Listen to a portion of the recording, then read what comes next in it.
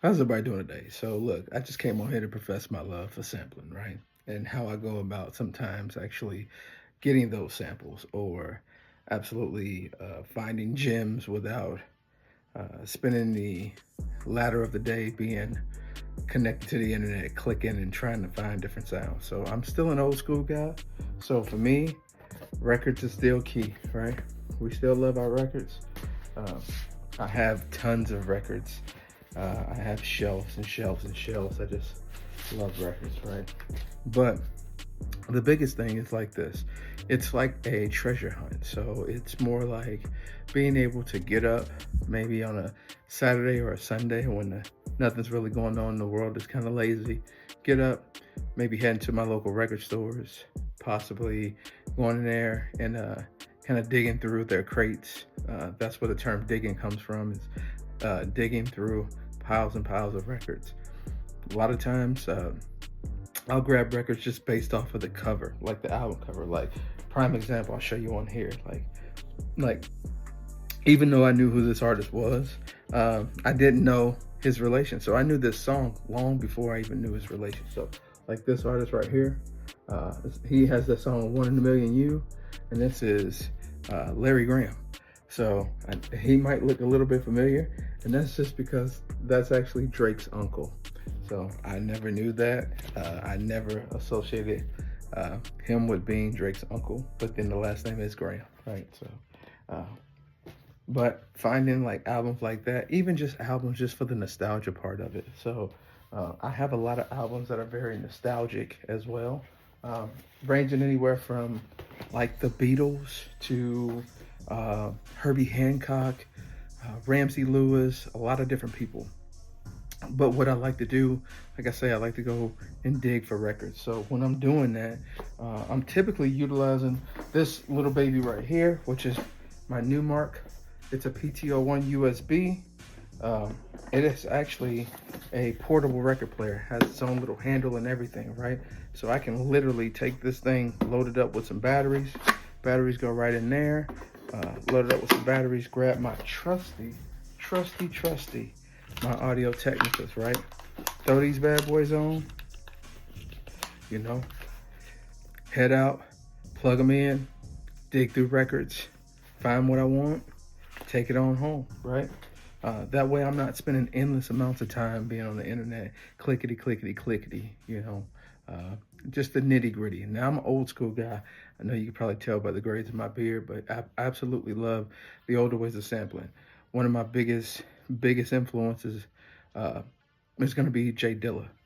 He has a whole book out called Dilla Time, and it talks about the way that uh, his drums and things of that nature were like not in the pocket where they would normally be. So for me, like it's just the love, and then the way that he flipped samples was just so much more than just what it was.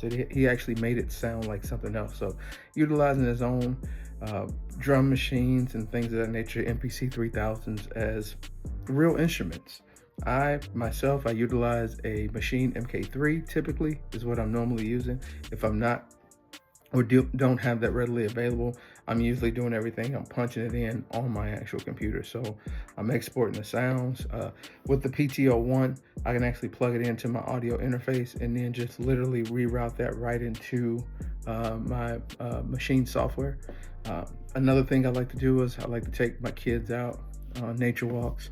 What I used to do is I used to take a personal recorder out and I would actually record different sounds and try to manipulate those sounds within my own DAW to give me a different sound, putting filters, high pass, low pass filters, different types of running it through patches. Not the old school way, because I can't do it the old school way, but I did start off learning how to patch using Reasons. So I think a lot of people started that way. They were like, Reasons is the best thing going. So I think all my old school heads understand what that's like, dealing with Reasons. But yeah, I go out and like I said, I used to have a personal recorder and I would record sounds. And I would literally just like listen for crazy stuff, whether it be water rippling, even the tone of my kid's voice or something they may have said far away. Like I can utilize that as a sample, and that is royalty free. So, because they my kids. So yeah, I would do that.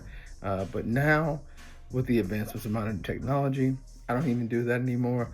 What I normally do is I'll go out and I'll take my Ray-Ban Metas out, grab these bad boys because they have cameras in them, they have microphones in them, um, and I look cool doing it. So I'll take videos, different places, different things, and then I'll literally go in and take those sounds and even those images and utilize them to try to grab context into what I'm sampling.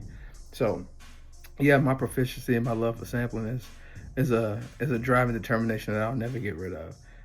Just finding music and finding new artists. I mean, it's just a way for me to find older artists, but in a newer way.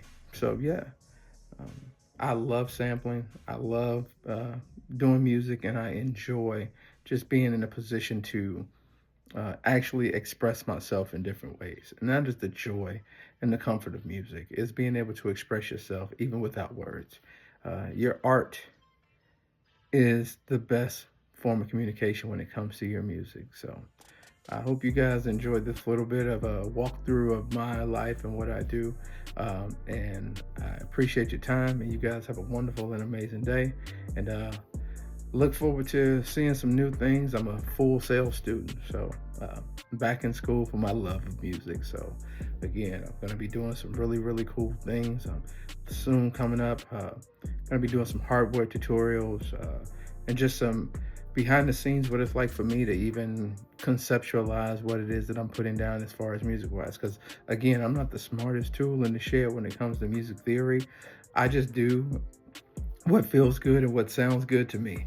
So, and I think a lot of the guys that I know that are in production that I've known for years that have done these things as well, they just do and what sounds good to them. So, thanks to the wonderful, wonderful school, thanks to Full Sail, I'm actually learning more in depthly what I should have been learning a long time ago. So, but hey, you're never too old to learn, and you're never too old to grow, and you're never too old to take a different path in life. And that's just what I'm doing. I'm falling back in love with the very thing that I've loved since I was 14 years old. I've been doing music that long.